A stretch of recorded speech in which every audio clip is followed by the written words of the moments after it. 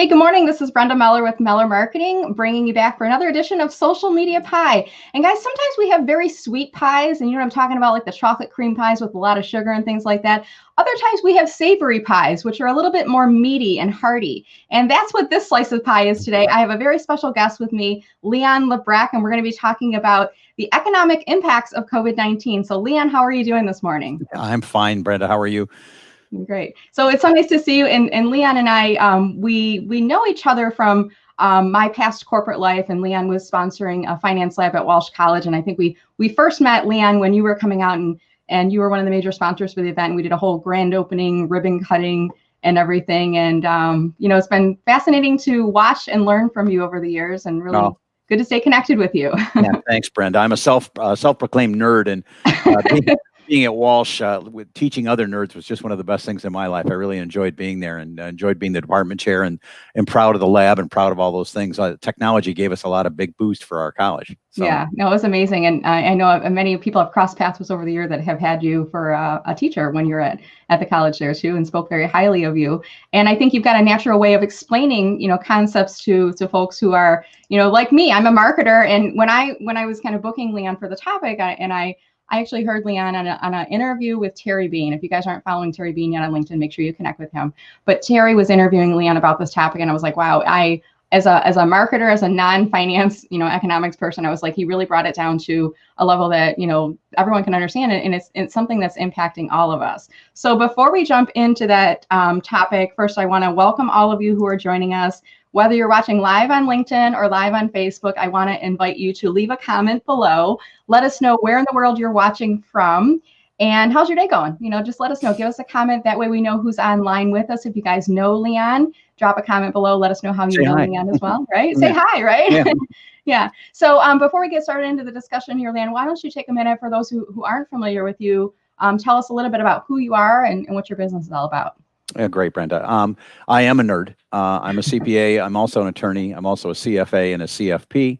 I came to know you through Walsh because I was the department chair. I set up the first Master of Science in Finance program in economics in the country. And Walsh was a great upper division school. I taught graduate tax and taught graduate accounting. I'm a director at the Michigan Association of CPAs. I actually lobby on the tax bills for CPAs and teach CPAs. So when you're really, really a nerd, you're a nerd that teaches other nerds. I love solving problems. It's what my reason is. Why I live to solve a problem and find things that are complicated and make them less complicated, or try to at least make them understandable. So the challenge of this COVID thing has been the challenge of a lifetime. I have 4 golden retrievers, and when they find something they like, they roll in it. And this is me. I'm rolling in it. It's just an unbelievable change in our lives that'll go down in history. I wish I was a grad student right now. I'd write my dissertation. Right, because it's like fascinating. And I remember I actually saw you speaking at a Troy Chamber event. I want to say, was it in the fall? When was it? Because you were talking, it was a CEO event, and you were talking about the economy's good, but we're going to have a recession at some point. And this was like, right. And I was like, wow, Leon's got a crystal ball. I mean, it's going to happen. It's inevitable. But you were talking about the fact that, eventually the economy is going to, have a dip to it, and we don't know when, and we don't know what's going to cause it. But you were at the time talking about what should companies do to prepare for the recession, if I remember. Is that the topic?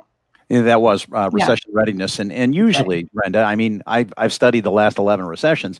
Almost always the Fed has their fingerprints all over the murder weapon. I mean, they usually cause it. And I was suspecting back in the fall that the Fed's tightening was going to be the cause of it. We'd had the longest expansion in U.S. history. I mean, the United States economy was the best it had been. It was the longest expansion since 1780. And it was just inevitable we were going to go somewhere out against that.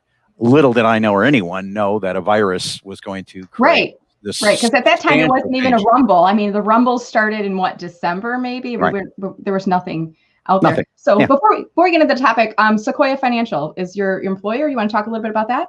Sure. I started a company called LJPR Financial Services back in 1989, my 31st year now going into it. I merged into Sequoia Financial Group. We're headquartered in Ohio. We have offices in Akron, Cleveland, Detroit, St. Clair Shores, Troy, and Tampa. We manage about $4.6 billion, and we are a fee-only wealth management firm. And I'm the chief growth officer, so I'm in charge of thinking, and I'm pretty good at it, so I work at it. So my job is to think up ways for us to help our clients and to protect lives. So that's what we're really trying to do. So I see you got our website up. It's great. We won the Best in Business Award from Charles Schwab last year. We were in the Barron's Top 50. So great firm, 91 completely talented people. COVID affected us in a weird way. We all instantly just kept working. And now we just all talk to each other the same way you and I are talking to each other. Yeah. We have virtual coffee hours and virtual happy hours. And we just did a film commission home video competition too. So it's a lot of fun. Oh, really? That's kind of with your employees submitting home videos and stuff? Oh, yeah, it was really fun. We were doing clips from classic movies. So that's awesome. And I really think that's a big part of all of this too, is leadership and culture, how you're managing your team, how you're inspiring and keeping them engaged. And I remember from that recession talk that you gave, one of the things you talked about, advice to companies is when the market goes down, that's the time where you can really scoop up great talent. There's going to be people who are impacted, laid off. And I remember you talking about that. I was like, wow, that's really smart. Like, it's kind of like invest when the market's down and find the good people that are out there, build your team up, because when the economy recovers, you'll have, a strong team in place, right? I have been building our team as much as I can. I've been staying in touch with more people using my LinkedIn. I'm really active now, talking to everybody in the business, and there are no competitors anymore. There's only prospective team members. So I look at it as the other people in my business who are doing a great job. May God grant me formidable competitors. I love it. So I'm watching them. And at the same time, if there are competitors aren't doing as well, can I somehow help their clients or help their employees find a good place to be? So yeah, that's awesome. Well, good. Yeah. Well, so great to hear about your background. And I'm just popping a couple comments up that we're having coming on Facebook right now. A little bit later, we'll talk about the folks that are leaving some comments on LinkedIn as well. But for now, let's get into this discussion. So we're here to talk about kind of the economic impact and economic life in and after COVID-19. Right. And you were starting to talk about this a little bit earlier. The fact that you've seen a lot of these cycles. So what's similar and what's different about kind of what we're going through right now? Well, what's similar, and we have to remember, is that we've gone through a lot in the past, and we've always come out of it. So every prior disaster ended positively. And I got to stress that, because I'll run us back to 1917. Back in 1917, my dad was born. And in 1917, we had the Spanish flu pandemic, which killed 25 million people. More people died of the flu than died in World War I, Brenda. And also, we were right in the middle of World War I. And so we had this catastrophe. You want to talk about the end of the world? That's what sounded like the end of the world. Not only did it not end, we had a nasty, quick recession in 1920. Does that sound familiar? And then we had a decade of unbridled growth. And of course, we had a depression. Then we had growth again. We had World War II. So go back in history. This country has gone through a revolution. This country has gone through civil war. It's gone through the War of 1812, the Great War, pandemics. We've seen all kinds of things. There have been 12 pandemics since 1955.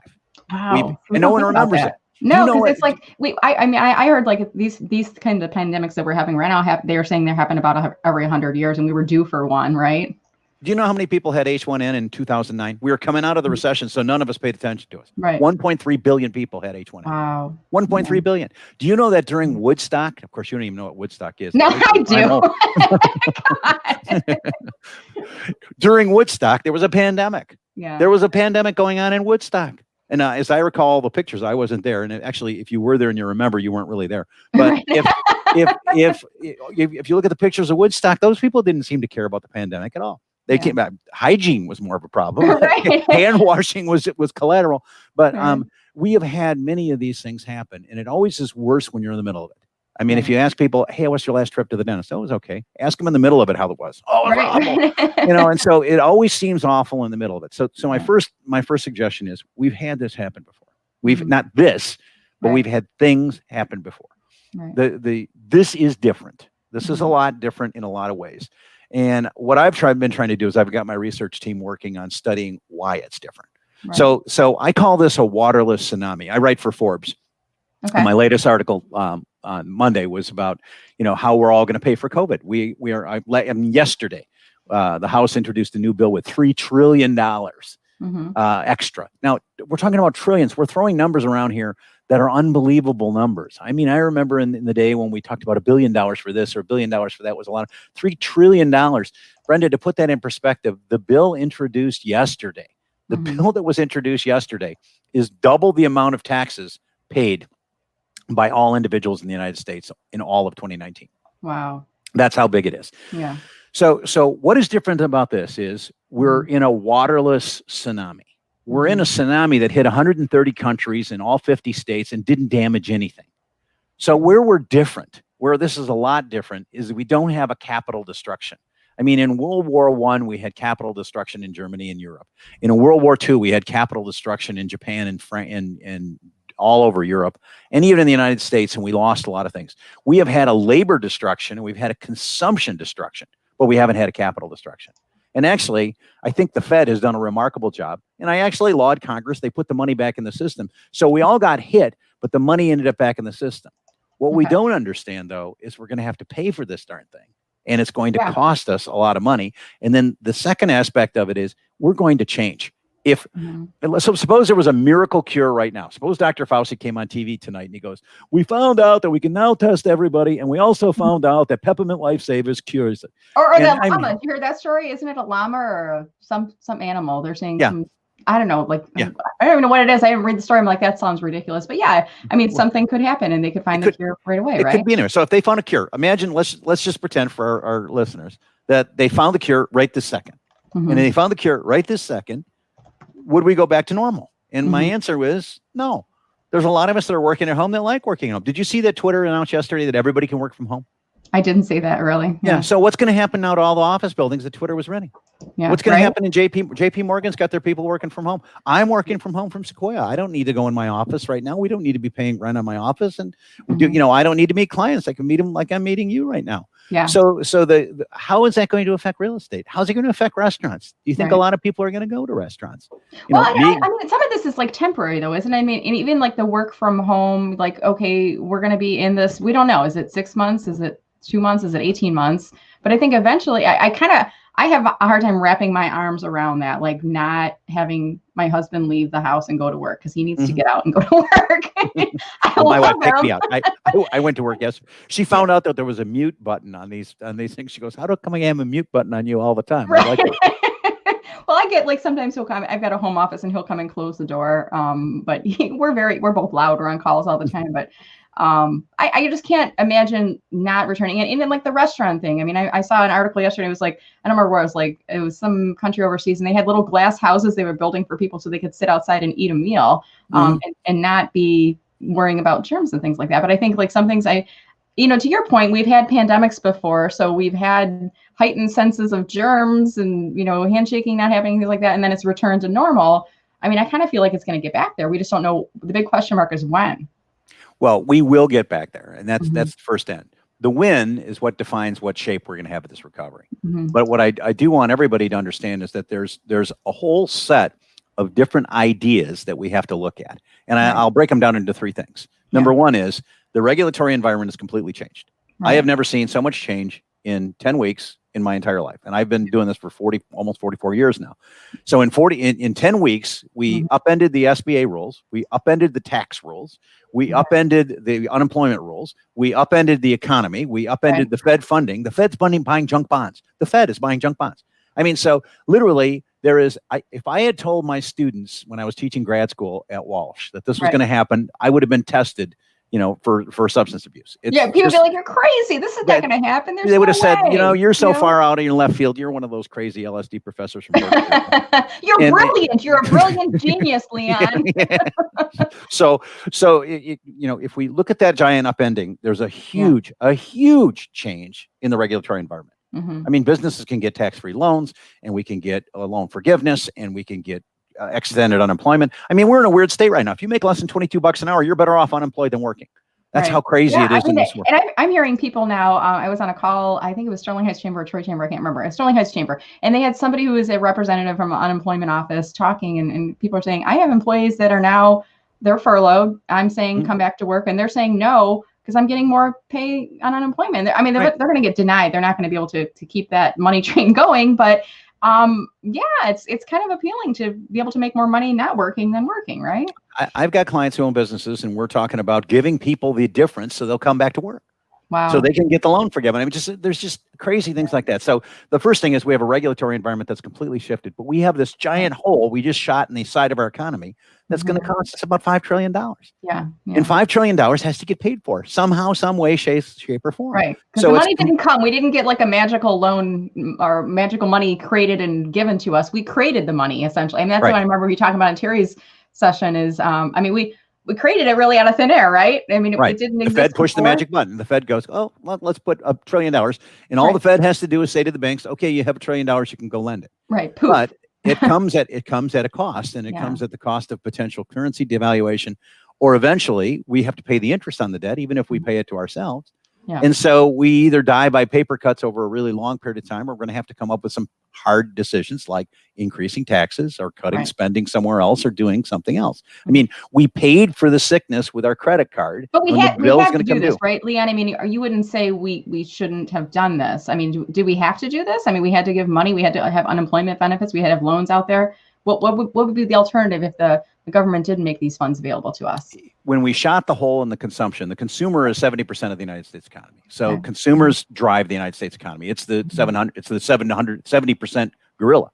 So when you take the consumers offline for 2 months, you either have to replace that money or you have to suffer a depression. And had we not done this, we would have had a depression. So as it is now, we're going to have a recession. I'm not good at predicting the future. It ain't what it used to be, but I will say that it is. You're feeling pretty good about this one, though, right? I'm feeling pretty good about this one. I'll give you long odds. So we are going to have a recession. It's going to be the worst, fastest recession in U.S. modern history, but it's also probably going to be the fastest because we have plugged the hole. So let's go back to 08, 09. In 08, 09, how we tried to fix we had everything blow up, and what blew up was capital. We loaned a bunch of money to people we shouldn't have. We levered it way up. We let people have all kinds of aggrandizement do you realize they had levered mortgages 19 times? That's crazy. They had levered $45 trillion worth of mortgage debt. And they were taking subprime mortgages and relevering them, and just basically it was, just a giant Ponzi scheme in 2008 and 2009. We vaporized that money. In this case, we didn't vaporize the money. We took everybody out of the system, but the Fed and the Congress has replaced the money. The problem, Brenda, is they replaced it semi-equally, but there's some people who are just going to suffer off of this and aren't going to come back, and there are other people who are going to thrive. There's going to be businesses that are going to go, wow, I'm going to have 10% efficiency. My people can work from home, and they don't need travel, and they don't take people out to lunch, and they're not golfing, and LaBrecque's not taking people to his club. He's hanging around at home, and he isn't going to the cleaners, and I'm not getting bills for all this stuff. Yeah. And at this, because he's wearing jeans all the time. And at the same time, I read an article the other day, Leon, and it was saying Walmart, they noticed a surge in shirt sales. Nobody's buying pants right now. Everybody's buying shirts. And I wouldn't want to own a dry cleaner right now. I haven't sent a suit to the dry cleaner in 8 weeks. I don't think they're open, the dry cleaners. I think that's not essential right now. So what we're not seeing is how this thing shifts. So let's take a look at some of the shapes. Okay. The one we want is Leanne, I've got your slides too. Do you want me to pull this up on screen? Would that be helpful? Yeah, just pop one up. There's an you can start with the very first one, and it's an interesting case. And I think this is just some of the study. What I studied basically 1915 to 1955. Okay. Because I wanted to show folks the older time of what we did. Okay. So go to the second slide there, Brenda, number 2, GDP. Yeah, okay. So here, this is the GDP per capita. On purchasing power. So this is inflation-adjusted GDP, and obviously the red spots in that whole thing are the bad things. So if you look over to the far left-hand side of the slide, you see the beginning of World War I, and you see that decline. And by the way, beginning of World War I, adding to that the pandemic, the Spanish flu pandemic. Right, because that was what, 1918 or so? Yeah, 1917, the pandemic started. 1918, it hit full blast. 1919, 1918, the war ended. 1920, we had an ugly, terrible, fast recession. Yeah. GDP dropped like crazy. No one remembers the recession in 1920 because everybody remembers the Depression. Right. But we basically had that blast, a depression in 1920, 1921. Okay. And we came out of 1920, 1921, and basically our standard of living almost doubled. It really went up during the Roaring 20s. Now, of course, following all kinds of things. What normally happens is we get the roaring 20s and we get everybody having excesses and no regulation. So everybody started buying into the stock market, and you could buy stocks for pennies on the dollar. And just like when you heard me talking at the Troy Chamber, we had gone too far, too fast. And we hit the Great Depression. And at that time, Congress did exactly the wrong things. And I'm going to have you pop to the next slide in a moment, but hold off on that. So then we got the Great Depression. You could see that big, ugly downturn. Actually, things got worse in the Great Depression than they did in the middle of World War I. Wow. And then we get to World War II, and wars are great, Brenda, for making money because you blow stuff up and wreck it. And so think about the fact that at Willow Run, we were knocking off a B-24 bomber every hour. And usually they weren't coming back. And I can say, luckily, one came back. My uncle was a tail gunner on one of those B-24s. Oh, wow. But we roll through World War II, and we see what happens right after World War II. Reduced government spending and a giant, recession of 1949, followed by a recession in 1953. And then it's back to the races again. Right. Do you see any letters there, Brenda? Do you see a W out in 1949? And do you see, a W in right here War underneath I? you're talking about here. Yeah. You see that W? The W kind of going, okay. And you go back to 1920, you see a V. And so, and if you go to the Great Depression, you see a U and kind of a W. Yeah. And so the letters are always there. We really have 4 letters that we can see. And they are the V, the one that we want. Boom, down and up. We see the U, it goes down, stays down, comes back up. By the way, that's what I think we're going to have. And then we have the W where it goes down and it goes back up and then it goes back down again. And that's what I think Dr. Fauci worries about, which is the reinfection type thing. Right. Now, in the infection curve, we're talking, yours are kind of going upside down, and, and the COVID curves are kind of going up. We're hoping they go up and they drop down. So it's kind of like an inverted U, if you will. Yeah. And so, and then actually, in a lot of ways, the COVID curve is going to be almost exactly the opposite of the economy. It's going to be the same thing. Now, if you click the next slide for me, just the interesting spot here. So now you got a little gray line. It's hard to see on the screen. Yeah. This is what I want everybody to notice. Right in the middle. That little gray line is the tax rate. Okay. And what everybody doesn't think about is, okay, well, yeah, all right, Leon's telling us that the economy got bad. Well, we know that. Well, that would make sense. You have a war, the economy's going to get bad. Or you have a depression, the economy's going to get bad. Well, look at the gray line. That's the tax rate. And here's the wild thing. 1916 tax rate was about 25%. 1917, it was 65%. Wow. 1917, it was 75%. And then as things got better, the tax rates dropped down because, oh gosh, we don't need the money anymore. Take a look at what really blew the Great Depression up. In 1932, they raised taxes back up to 60%. And that's what really harmed us. But here's what scares the heck out of me. If you look at 1945, where you see, about where the word reduced government spending from World War II is, the tax rate, Brenda, was 94%. Wow. Yeah. So let's do a little bit of simple math. Right now, if I pay for Social Security and Medicare and the national defense, I don't have enough money to balance the budget. So if I collected every dollar I collected in 2019, which was a really good year, and I collected all the corporate income taxes from 2019, which was a really good year, I still couldn't pay just those 3 things. So if I cut everything else out of the federal budget, I still couldn't balance the budget. Well, now I added $4 trillion on top of the $1 trillion deficit. I'm just going to ask everybody listening, what do you think is going to happen? Yeah. Are you think we're just going to go, oh, well, let's just keep on printing money. And if that happens, then we're going to have inflation and then our currency is going to go down and it's not going to be valuable. Right. Or are we going to have a national sales tax? Or are we going to change the estate tax? Or are we going to tax richer people? Or are we going to double the Social Security wage base? And I think we're going to get a societal change. And the other big thing that we ought to see is coming out of World War I, we had a societal change. Our society changed. The middle class took off. People could go enjoy themselves. They went off. They started going to bars. They started investing in stocks. They started all kinds of things. Going at the end of World War II, when my dad came back from World War II, what happened? We had a baby boom. Everybody came back. There was the GI Bill. People went off and they bought houses. We had the development of the defined benefit plan. We had the development of healthcare. We had a change in our society. And I'm going to suggest that even if we had a V, we're going to have a change in our society. And, I study the generations, and I've been up until this point, what I was thinking about for the decade was what happens when the millennials and the Gen Zs start coming of age. That's a bigger quadrant and a bigger group than we are right now. Yeah. So what happens in that? Now, if you want to pop down to slide 6, just one more thing for us to look at. Okay. 5 or 6? This was 5. Go to 6. 6. Okay. Yeah. I shouldn't question you, Leon. Here I am questioning. Are you sure it's 6? Like, you're like, yes, I know it's 6. Go ahead. Yeah, it could be 6. I wrote the slideshow. So what I did here is I took a longer time period, and I took from 1870 to now. Wow. And because 1870 gives us a pretty good time frame. If you look at the red lines again, this is the change in a market, in the markets. And by the way, we started with $1. So if anybody's saying, "Oh my God, this is terrible, this is awful," if you had $1 in 1870, of course you didn't. But if it was reinvested and you took it all the way up to the peak, you had $19,000 for your $1 you invested. But take a look at again the shapes. And if you get out toward the 1920s, you see that ugly looking downward U. Right. And then if you get toward the Great Depression, you see an ugly V followed by another ugly V. So you're going to see a W. And then you get out to past World War II and you see a kind of an ugly W again. And then you get to the 2000s and you see basically nothing happened during that entire time frame. Right. And we had a W. And again, we get into 2009 and we had that long U. These things happen. That's what I want everybody to understand. Yeah, it's patterns. It's kind of like a heart rate, right? It's on a side scale, but it goes up, it goes down. And I also liken it. It's like Michigan weather. You think it's going to be nice all the time in Michigan, you're in the wrong state. Go to San Diego or Hawaii.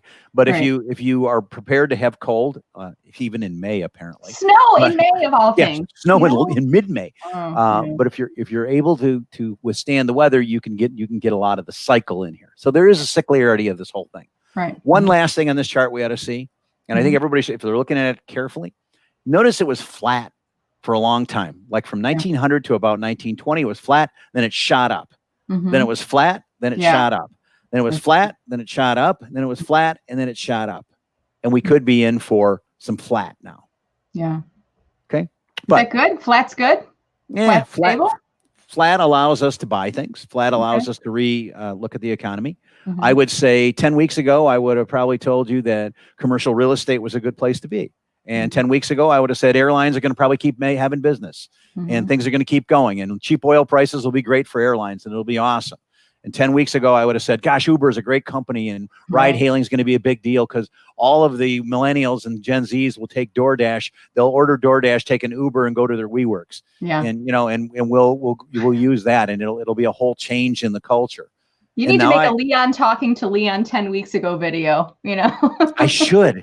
There's a great video of somebody who was talking to her previous self. Have you seen that one? Yeah, she's like, well, because of the butterfly effect, I can't tell you everything, but I'll drop it in the comments later. But she's like, I can tell you things like this. Like, how do you feel about staying at home for a while? And you know how you wanted a dog? You'll probably like having a dog. It might be good companionship for you. Yeah. And she's saying, oh, and about the fires, we're going to be talking about the fires in Australia. Oh, yeah, those. Oh, that's right. There were fires. Yeah, that's fires in Australia. Yeah. So the previous 10, if I was talking to the Leon from 10 weeks ago, you'd say, hey, Leon, hey, remember Delta Airlines? Oh, yeah, I remember them. Yeah, they were doing great. In fact, I was flying them all the time. I had gold status, getting ready to go platinum status. Well, you may want to rethink that. Right. And Leon, how you thought Uber ride hailing was going to be really good? Yeah, well, you may want to rethink that. Maybe not so much, right? But have you thought about Clorox and Zoom? Yeah. Zoom, like who would have thought Zoom of all platforms, of all technology, right? Right, of all the technologies, who would have thought Zoom? So I think we all have to start thinking about that. We have to start thinking about how do we go forward from here and what's going to significantly change. So, for example, interest rates are colossally low. They're tremendously low. What does that mean to us? That means, well, if I'm a borrower, that's good. So maybe this is a great time to try to refinance or go get financing. It's all, if I take a close look at some of the other things, is this a great time to go buy real estate? Maybe residential, because I think there will be people moving out of cities and into the suburbs maybe more now. I mean, if I was trapped in the city, I might say, maybe a little house in Ferndale or Hazel Park doesn't sound so bad anymore. So it's I want to rethink that. I'm going to probably rethink how we do business like we are now. Technology obviously is keep going. And what people ought to recognize is this recent re-rally in the stock market has been driven primarily by 4 stocks. And two of them are what I call COVID stocks. As I sit talking to you, I can look out my front door waiting for the Amazon truck to come today. Yeah, Amazon's doing not too bad right now, I'd say, Amazon's doing quite well, and all the shippers of Amazon are doing quite well. Yeah. But to be honest with you, Brenda, when this is over, I'm going to the store. I'm going to my local store, and I'm going to go shop with them. I'm not going to keep buying everything from Amazon. I like Amazon. I own the stock, but I'm not that interested in necessarily making sure that it's a trade-off. It's what we have to do right now. I mean, there's some stores you can, like Target sells groceries, so you can go in and do shopping in Target, but do you really want to? I mean, I kind of want to, I used to love spending, just meandering around the store. Now I want to get in and get out of there as quickly as I can. I don't want to spend time in the store. I'd rather go online and order something. But yeah, it's a good point. It's kind of a temporary fix, if you will, but there'll be some things that will change, definitely. Yeah. Do you think everybody's going to keep watching Netflix? Is it going to be the same? I think we'll have all binged watched everything we can possibly watch. You have reached the end of Netflix. Sorry, you've watched everything on Netflix. There's nothing left. And everything on Hulu. Right. But at the same time, will telecommunications stay up? Of course it will. Full 5G become more prevalent? Of course it will. I mean, those are things that we're still going to see. Is the oil business over? No, we're going to still drive. And what are we going to drive? Are we driving the same kind of cars? Are we going to drive smaller cars? Probably not as much. Maybe bigger trucks or bigger things. Yeah, maybe. Outdoor stuff, I'll bet people do start embracing the outdoors more. I bet they do start embracing this healthier lifestyle. But we ought to just be sitting down and kind of imagining take an imaginary helicopter ride 6 months from now or a year from now. What's it going to look like? What's this world going to look like, and where are we going to be? And who's going to survive? I always think of evolution, and it was really easy from 2009 to 2019 to make money. All you had to do was stay in business. Right. Because, in fact, think of what we were talking about. If you and I had been having this conversation on February 18th, you'd have said, what's the biggest problem businesses are facing? They can't hire anybody. They can't find anybody to work. The market's so good. The economy's so good right now that there's not enough talent out there, right? Right. I got to find talent. I can't hire anybody. I got to pay too much money to get it. Hey, guess what? You want to hire anybody right now? Not too hard. So I would say big problem we're going to see is how that changes. How does that shift? Labor market's going to shift.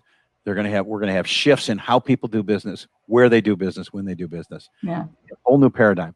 So I talked a little bit about the change in the regulatory environment. Right. We also are going to have a change in our culture environment. How does our consumer culture change? Right. How much will we now spend on transportation or travel? I mean, just a simple one. My wife and my family and I love to travel. We travel all over the world. We love international travel. Yeah. But now we're rethinking. Do you do cruises, Leon? Have you been a cruise traveler? And were you a non-cruise traveler before? I mean, is that not something you would have enjoyed before? I'm too independent. When I go someplace, we rent an apartment in Italy and we go off and try to speak Italian, although my daughter speaks fluent Italian. Yeah. And we go order the sites. Yeah. Yeah. And we want to see the sites and live it. We want to live in those communities. Yeah. But I mean, that's a big industry right now. I had someone approach me and said, "Hey, we're booking speakers for cruises," and I wasn't a big cruise person before, but I'm like, even more so now, probably not. That industry's going to be hurt. I don't even know when cruises are going to start up again, much less when they're going to get anything going. I mean, it's going to take a full vaccine to get anybody to go on a cruise. Right. But I mean, just in a simple rethink, we're binge watching a program called The National Parks by Ken Burns, which I highly recommend. Is it good? Yeah. Is it a Netflix show or what network is that on? I think it's HBO. It's a Ken Burns special. So just do Ken Burns and look up Ken Burns National Parks. But my wife and I are talking about going to the national parks, something we haven't even done. Well, there's going to be probably more domestic travel. So what does it mean in terms of domestic travel? What does it mean in terms of domestic consumption? Are we going to be more experience oriented? Those are a whole bunch of questions that I'm asking. Okay. And it's a really interesting paradigm. I think we're in a really different new world with a lot of things out there. My bottom line advice I've been telling people is, look, the regulatory environment has made it so it is highly likely we're going to have higher taxes. So why don't we go look at things that save us taxes? Like, let's take a look at, Roth IRAs. Why aren't we doing a Roth IRA versus a regular IRA? Why aren't we taking money and harvesting tax losses in our accounts? Why aren't we doing other things to make sure that we are getting the best tax savings we possibly can now? Okay. The second thing I'm suggesting is let's rethink how the world's going to look. Where do you want to be? Is it going to be U.S.? Is it going to be foreign? Is it going to be, where? So, for example, right now, the Chinese stock market is doing way better than U.S. stock market. Now, think that one out. Where did the virus start? China. And where is the best stock market? One of the best stock markets in the world? China. what's this going to mean to the way we consume cars? What's this going to mean the way we consume, internet, or the way we consume everything? How does that change us? And then really, the last question is, look how we're communicating. How is this going to make people more efficient, or is it? I mean, is it going to change a lot of things? How much money did we spend on football games, and how much money did we spend on golf, and how much money did we spend on just all kinds of things? Just think about how many times you and I have met at conferences, or met at, at sessions or meetings where we had refreshments and all these other things, and we traveled there, and now we take away the friction of travel, and we take away the friction of the expense, and it's a lot different. Yeah, I'm kind of summarizing those. I'm going to throw them up on screen here real quick. So tax saving strategies, culture implications, and communications is 3 things. And I'm even hearing, like, when we're talking about conferences and events, obviously everything was kind of shelved in terms of the conferences and events. And some are keeping their dates for events that are later in the summer. My friend Trina Marie Wolfold, she's planning on an HR conference, and it was supposed to be up in Frankenmuth. And now she's converting it to online, and she's trying to figure out how all the speakers are available. But I think some are going to kind of in this limbo phase we're in right now. We're not sure if it's going to be live or in person. So let's just go virtual. And we're in the safe zone for virtual. And then I have others that are planning on, I think Troy Chambers got like their nonprofit conference. I want to say late September, October. I'm not sure if anybody from Chambers watching, you can correct me on that. But I think they're still planning on like an October date, because we kind of feel like that's out of the gray. We're feeling right now that's out of the gray zone. We can book, but as we get closer, that might change. But I think I've heard a lot of discussion too, Leon, about, gosh, we're doing Zoom. We used to hate video. I don't know about you. Like, somebody's like, let's jump on a Skype. And I'm like, why would I want to do that? Let's just talk on the phone. But now it's like we're getting more comfortable. And I think not having that in-person communication, not being able to see people other than our family members day in and day out, it's like nice to see faces. Right? It is. But see, you're good on Zoom. I have a face made for radio, but I think we all get over it because we're now used to watching. I'm watching Saturday Night Live on people from home, which is like, and it is weird. I miss audience interaction. I think that's a big thing. I like when I like to give talks. I like to give audience interaction. You don't hear the laughter. You don't see the heads nodding or the people scribbling down the notes like, oh, that was a good point, Right. I have no idea whether anybody's listening to us right now or they're all just kind of looking at their email. Right? When we don't know that. And so there's a lot to that. But there is a big change. I think a lot of things are going to switch to virtual. And I actually think, imagine office space. Here's a great example. I called my doctor and I wanted to do just a checkup. So we did a virtual telemed. And so she comes on right on time, and we have our telemed, and I had been taking my blood pressure and everything's great and I'm doing well. And she fills a prescription for me and we're good. And she says, do you have any questions? And I said, well, yeah. I said, you've been my favorite doctor over my lifetime. I like you a lot. You're a great doctor. She goes, oh, well, thank you. And she's all effluent and fluttering about it. And I said, do you realize this is the first time in my entire life that the doctor's been on time for right. Isn't that amazing? And this is the first time ever we've been done in 15 minutes. Yeah. Mm-hmm. And I didn't have to drive to your office and sit in your office and waste 3 hours of my time to get 15 minutes of your time. Love it. So I will never, ever come to the office again. The healthcare system is due for some major change. So maybe this is just the shakeup in that process, the employment process that they needed, right? And I think the healthcare business is going to get shaken up quite a bit. I mean, I was talking to friends from some of the major hospitals, and they're saying people aren't coming in for their stents. No, people aren't coming in for their, for their other situations. Yeah, well, and then it's the temper. I mean, I even had like my annual mammogram. It's like it was scheduled for today. And they're not doing them, but they called me and they're like, we'll reschedule when we're open. I'm like, yeah, even if you guys were open, I'm not coming out. I mean, it's preventative. Right. I'm not worried about anything, but we're postponing dentist appointments, doctor's appointments, anything that's I told my kids, I'm like, if you get injured, I am not taking you to the emergency room because I don't want you to be around germs right now. There's too much out there. So be careful, wear a bubble and a helmet. You should take them to the emergency room. There's no one there. I mean, I was told by my friends at Beaumont Troy, they have like 12 people in the emergency room during the whole day. Wow. And they normally have 296. Really? So people aren't coming out as much. Yeah. So imagine how that's going to work how does that work for a hospital? If that's how you make your living. It just doesn't work. I mean, it's going to be, again, that's back to how does this paradigm change? That's what we ought to be asking ourselves. How does this paradigm change? And then bring it down to a micro level. How does it change for me as a business owner? How does it change for me as a employee? How does it change for me as a person? How do I make the most of this? How do I take this paradigm and make it shift for myself?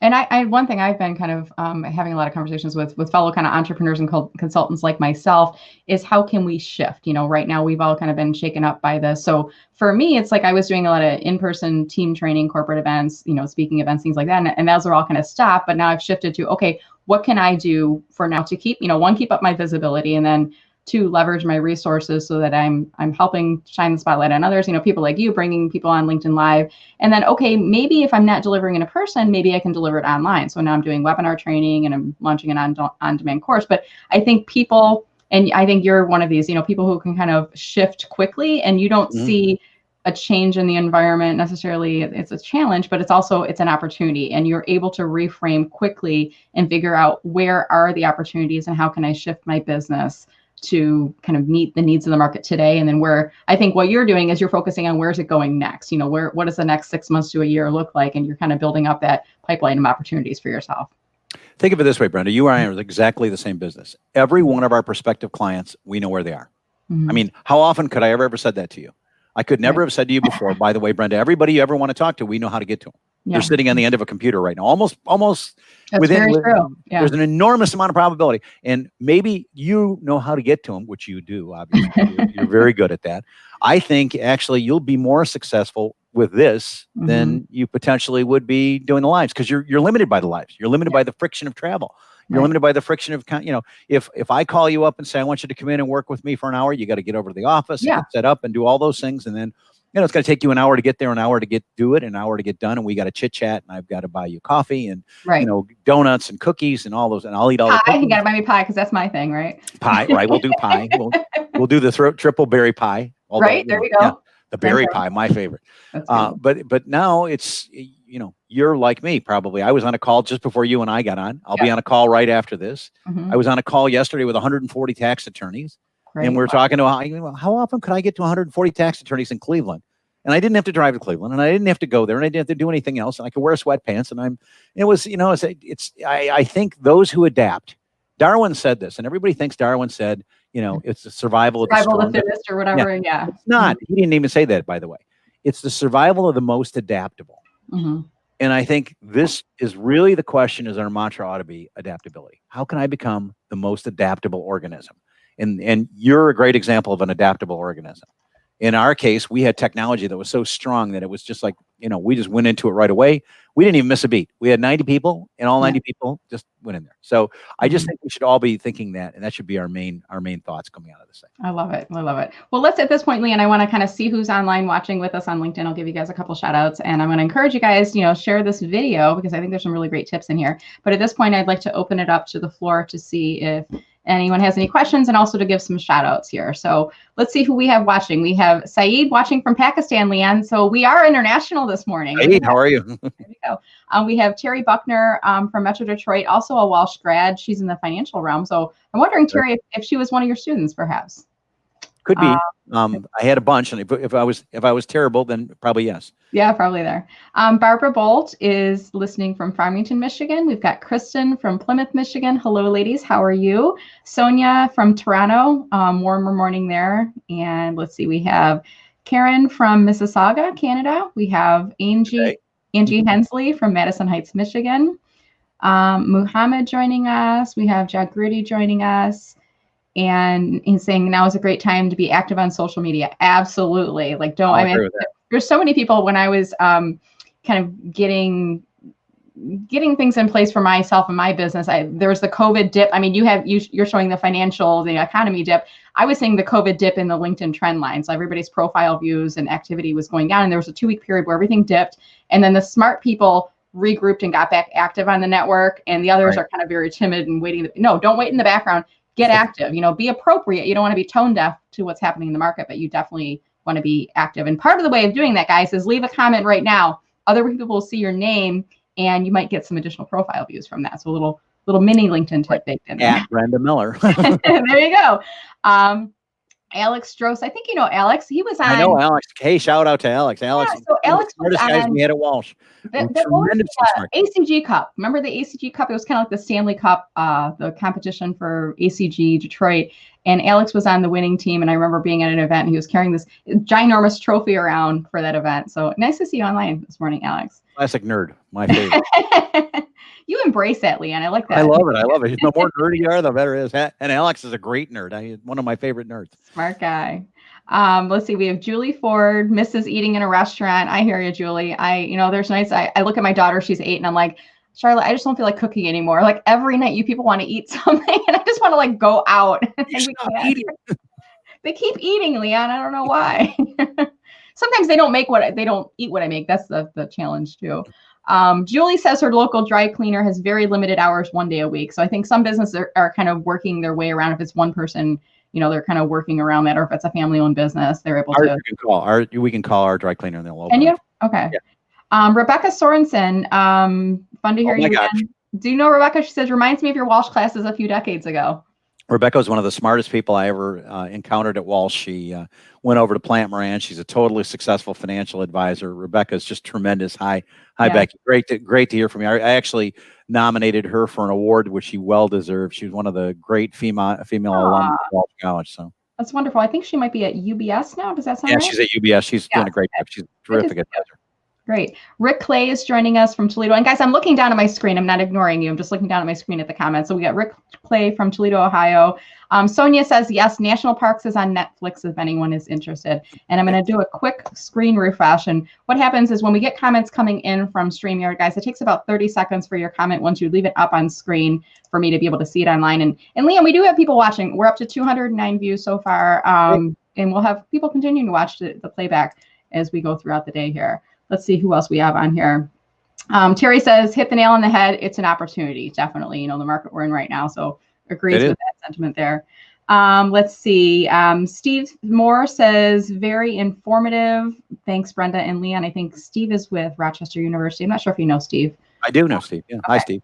And if Bean's watching, Bean's one of those, forces of nature, I think so. Yeah, I think Terry's on, let me see. Terry's on Facebook. So I'm toggling back and forth a little bit, the comments on here. Here's a good question for Terry. We have to look above it because he's such a long question here.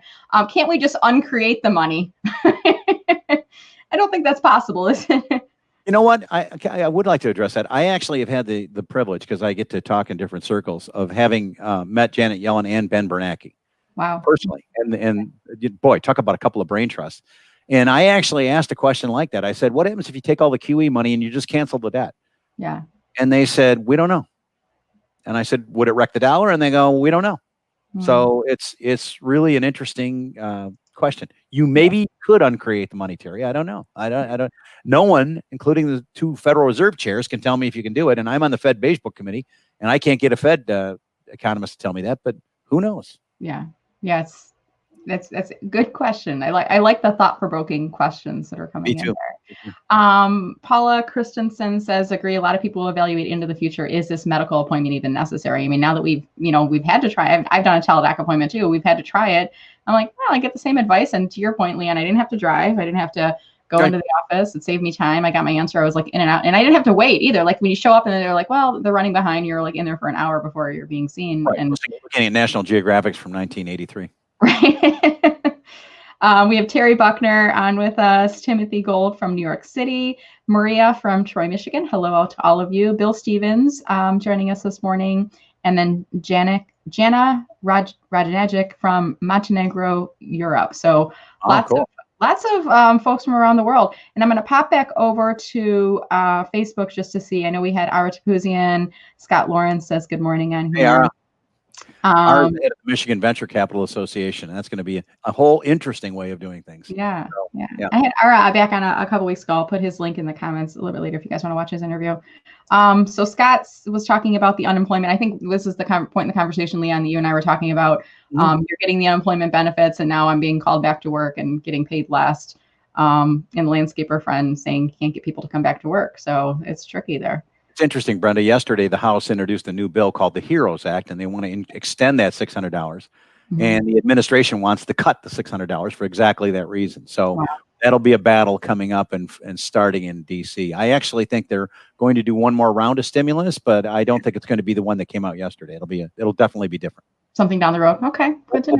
Opening salvo, yeah, but it'll become something different.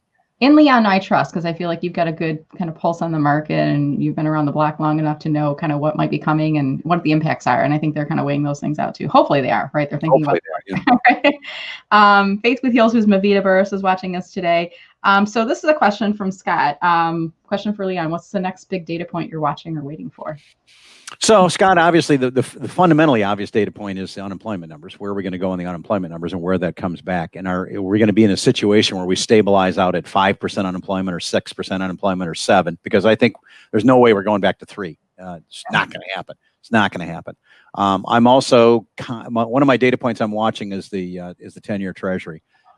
Treasuries are dropping. Yesterday, the auction went off at $100 billion, and we're looking at rates that are unbelievably low. So, like, I have clients who are taking lump sum distributions from their pension plans. They're the biggest number they're ever going to get. It's just crazy things. So, Scott, I would say primarily I'm looking at the unemployment number. Secondly, I'm looking at the Fed rate on the 2 and the 10. And then from there, I'll start looking at the second quarter earnings for S&P, which are going to be terrible. Probably down 30. Maybe more. Really interesting. Wow.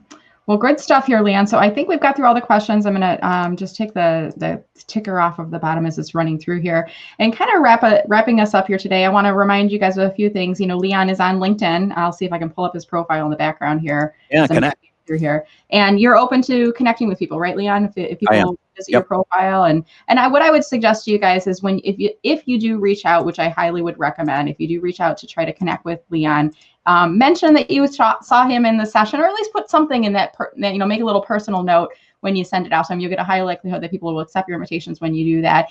And it also feels good, doesn't it, Leon, if someone reaches out to you and says, hey, I saw you on that LinkedIn Live with Brenda Meller and you were amazing. And wow, especially if they say that part about it. They say, I mean, guys, use those words. I saw you on the use it. I saw him. Brenda was amazing. Wow, you're amazing. And Brenda looked way better than you, but it was and also, Brenda, if they don't mind, if they want to go look at the Forbes articles. Yeah, so I dropped the link, and I actually had it up on screen, and then I pulled the article. I'll put where's it at? I think I took it off here, but I did have it earlier in the broadcast. I'll make sure I put the link in the playback there. And then your website, sequoiafinancial.com, if people want to learn more about your services. And I think you're all, I see you speaking at events frequently. I mean, in the pre-COVID days, it was conferences and events, and I saw you, with Terry Bean, and that caused me to reach back out to you. And it sounds like you've got other events that are coming up. Where else could people hear you or find out where you're speaking again? Usually they can check our website. We post some events I'll be speaking on in there. And if somebody has a group they want to have a chat with, they can just reach out to me via LinkedIn. And I'm always interested in having a chat. I mean, I'm working full time now. And so you got a group you want to talk about what's going on with COVID, or talk about taxes, or talk about economy, or just talk about what we should do in down markets. Happy to have a conversation. All right. Awesome. That's what I like to do. Okay, great. And any final thoughts on for the group here on, kind of economic life, COVID? I mean, should we panic, Leon, or is everything going to be okay? My mom was born in 1921. She went through the Great Depression. She babysat for certain members of the Detroit Mafia during times. She had my sister 18 month and a half before Pearl Harbor. My dad went off to World War II. She lost 7 children because she had a rare blood type. She lived to 96 years old. And she used to say to me, honey, tough times end, tough people don't. So I'll leave us with that. Yeah. Tough times end, tough people don't. We're tough. We can make it, and we'll get through this. We're all in this together, but we'll get through it. Yeah, absolutely. Well, thank you so much, Leon. It was a delight hearing from you today, and you made it, very conversational for us non-financial gurus, non-nerds, if you will. I'm a nerd in my own right, but it's LinkedIn nerd. It's not. You're a great nerd. You're a LinkedIn nerd by all means. You got to help me with mine. Well, it was a pleasure speaking with you. Thank you so much, Leon. And I'm sure I'll see you at some point in the future at a live in-person event. But I'll see you. We'll have a cup of coffee. Yeah, absolutely. We'll do that. I'm looking forward to that completely, Brent. Thanks. All right. Thank you, Leon. And thanks everybody for watching today. If you happen to be watching this later on in playback, still leave a comment, because I'll send Leon the links to the videos if you have questions for Leon as well. We didn't get to them today. I'll make sure to point out those questions to him. And then just a reminder for you guys, if you're not already, please subscribe to mellermarketing.com/subscribe. I send out LinkedIn strategy tips, and I also send out notification of the upcoming live interviews that I'm having online. And just want to thank you all for coming and watching us today, and wish you all a great day and have a great rest of the week. Thank you.